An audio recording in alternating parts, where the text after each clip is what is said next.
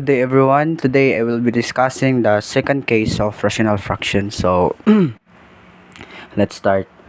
The problem is the integration of x squared plus 3 over x squared 2x plus 1. So sa kanina problem dili ta kadretso divide ay no kay ang the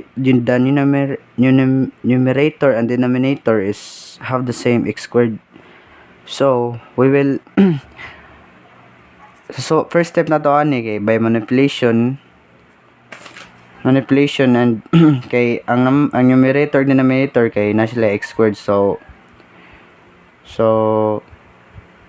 first na to buhaton kay mag-add tag 2x kay para ma-equal sila sa denominator nga ma-cancel out.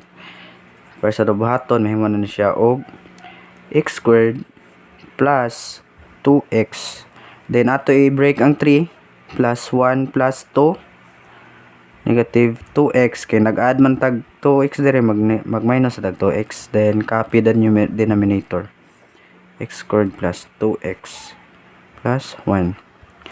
So nag-come up na taan no, pwede na. So first ako buhaton day kay ako ning ibuwag ang duha kay para ma-divide ni sila kanina lang mahabilin. So may mo na siya x squared plus 2x plus 1 over x squared plus 2x plus 1 plus 2 minus 2x over x squared plus 2x plus 1. So cancel out ni, may mo na lang integral of x a 1 is dx, integral of dx na lang plus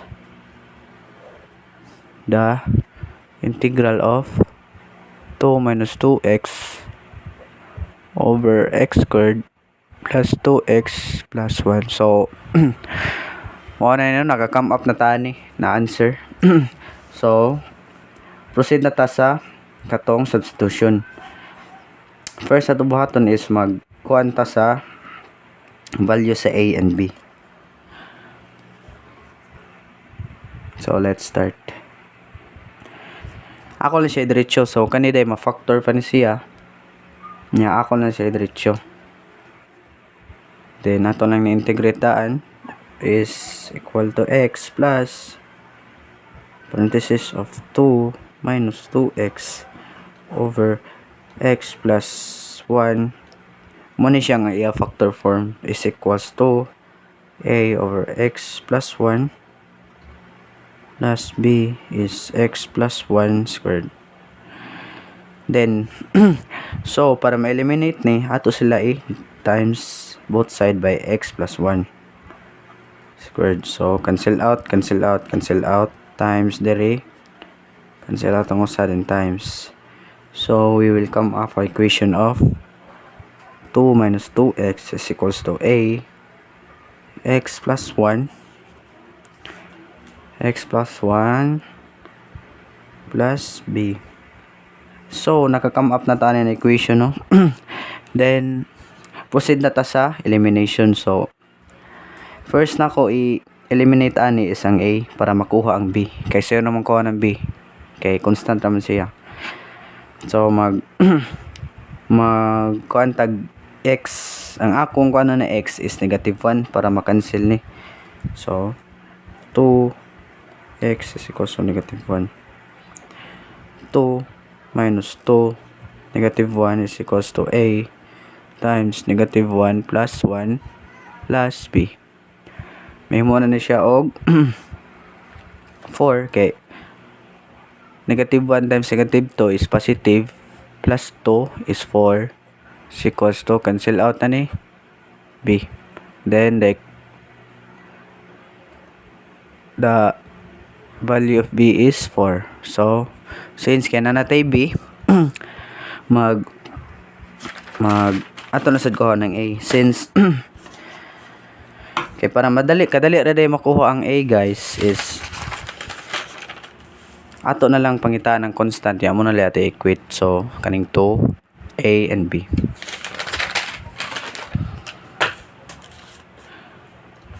Constant lang natin kuan si constant. Therefore the 2 is equals to AB plus B. Then, di ba ang B kaganina kay is equals to 4? So, atong i-substitute. 2 is equals to A plus 4. Then, divide both sides by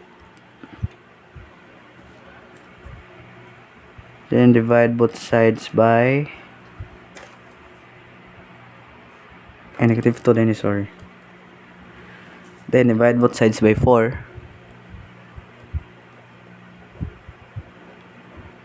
The answer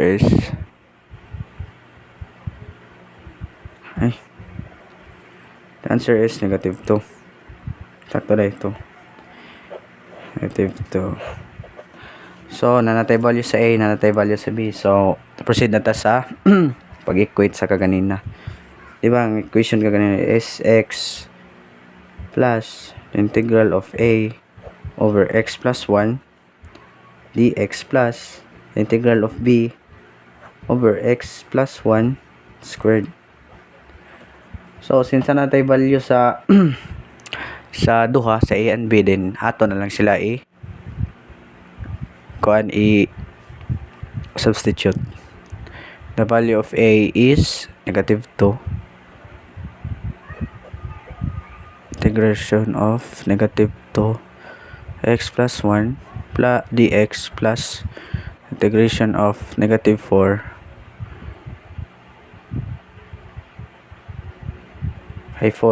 positive 4 over x plus 1 squared. So, sa kanida ay ato ma-apply diri ang katong ln formula na ln du over u is equal to ln u plus c. So, ato equate, copy the x plus the integral of negative 2 is x plus 2. The d over u is equals to ln u ln negative 2 is x is equals to negative 2 ln u plus c. Then sa 4 is since kay negative 2 pa man na may kuan ng ubos na may sitaw ganina ay exponent atong itaas. Then may mo na siya gawas ng constant 4 integration of x plus 2 negative 2. Then so magka-come up na ta atong power rule nakatong x n plus 1 over n plus 1. So tayo ko ng answer, x is equals negative 2 ln u. Ato na i-copy ang u, x plus 1 plus 4 x plus 2 negative 2 plus 1 is x plus 2 negative 1 over negative 1 then plus c. So ato siyang inaog para ma-positive, may come up taan in answer, x minus 2 ln x plus 1 plus 4 over x plus 2 plus c. Ano ang answer guys? Thank you.